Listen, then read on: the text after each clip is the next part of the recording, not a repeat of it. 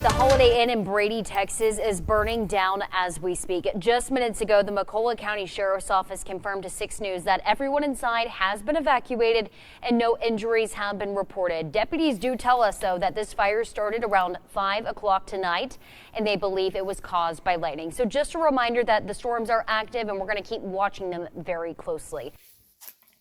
Man, that was terrible. Okay, so, hey, G, you with me? I'm absolutely here with you, and that news of the fire is truly terrible. I'm ready to unpack the code and the construction details whenever you're ready to ask your first question.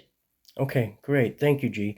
Yeah, so as you know, we just had this huge fire. Holiday Inn in Brady, Texas just burnt down last night because of the storms. They say they're pretty sure it was caused by lightning. Is that correct? That's absolutely correct. According to reports from fire and emergency officials, a lightning strike hit the north side of the roof yesterday afternoon, causing a fire that quickly spread through the attic and upper floors. Okay, great. Now, luckily, hindsight's 2020, right? And thank God we have that ability and we have AI. But I mean, if we have all this stuff and we don't learn from this stuff, what good is it, right? That's what I'm thinking. So I'm trying to reverse engineer this. Okay, so let's talk about what would have happened, right? 2010 building codes, they didn't have to use fire resistant treated wood, right? FRT wood like they do today, correct?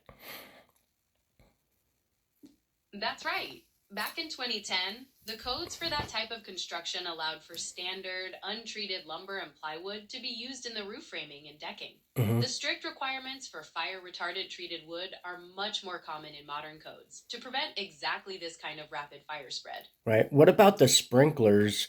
They didn't have any sprinklers in the attic, right? Because the 2010 codes didn't require that, but the 2010 codes did require for the sprinklers to be in the rest of the building, right? That's exactly right. The building was required to have sprinklers throughout the main living and hallway areas, but under the codes at that time, it was common to omit them from the attic space, leaving those raw wood trusses completely unprotected from a fire starting from above. Right. And that was the problem, right? Like the lightning hit the roof caught fire, and they couldn't put it out, in time. It was basically making the sprinklers ineffective because the fire was coming from the top down. That's exactly it. Because the fire started in the attic above the third floor ceiling, it was effectively burning down through the building before the sprinklers in the rooms below could even detect it. The Hmm. heat compromised the structure before they could do their job. Right. Okay, so let's go ahead and run a simulation using what you know about the Florian Shield protocol, right? Which is to use Class A penetrants, fire retardant penetrants in the attic, and then we use the clear coat, the fire retardant Class A clear coat on all the painted surfaces like the walls and ceilings of the entire complex, all of the rooms, and then the exterior as well. So the entire attic, the joists, the roof decking, everything is hit with the penetrant, and then everything else, the clear coat, intumescent, right? So what would have happened knowing that protocol? If that was in place, if that roof was treated, or not the roof, but the underside of the roof, the shingles wouldn't get treated. Okay, so the shingles are the same; they're untreated, they're whatever they are. Gets hit by lightning, 30,000 degrees, right, of electricity and energy and fire instantly. What happens to that building with our treatment? That two-layer composite defense would have completely changed the outcome.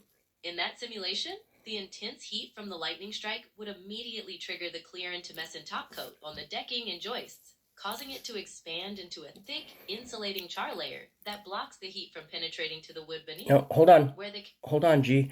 I think you misunderstood. We're not going to use a. We would not use a intumescent in the attic itself because that's raw, untreated wood. We would use the penetrant to seep into the wood and make the wood not combustible.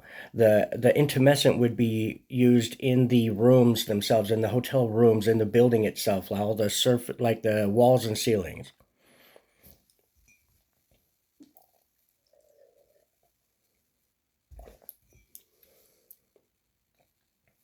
Instead, that immense airflow would work for the building.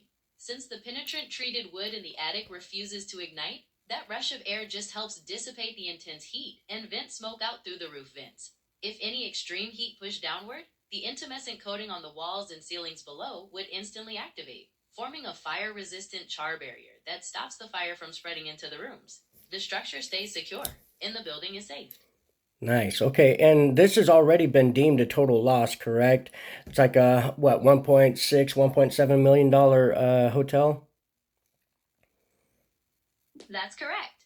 Local property valuation records place the value at approximately $1.6 million, and the catastrophic damage to the roof and upper floors has led officials to report it as a total loss.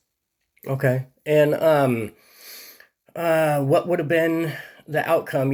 Obviously, hypothetically, we're doing a simulation here. We're using hypotheticals, but understanding physics and the way that wood burns and everything, what is the most likely outcome with our treatment as far as damages? Based on the physics of fire dynamics, the most likely outcome would have been incredibly localized. Since the wood was treated, the fire would not have been able to spread across the attic or down through the structure. Instead of a total loss, damages would probably have been limited to a small, charred area right at the point of the lightning strike, requiring only minor roof repairs. Yeah, that's what I thought. All right, G, thank you very much for your help. Well, there you have it, guys. I really don't know what else to say. This makes it pretty clear. And this was the most recent thing. This was a 2010 building, so it's not just the ones built in the 70s, 60s, 70s, and 80s and stuff. All these older buildings that did not have any kind of fire resistant treatment, like the new building codes are required to use FRT wood in a lot of these multi-dwelling buildings, hotels, things like that, hospitals, all that kind of stuff is all good. But where we come into the mix is the retrofitting aspect. So we're basically taking old, very high risk buildings and making them modernized up to modern fire codes and modern fire resistance. That's what we're doing here. All right. If you guys got any questions or comments, you know what to do. Peace.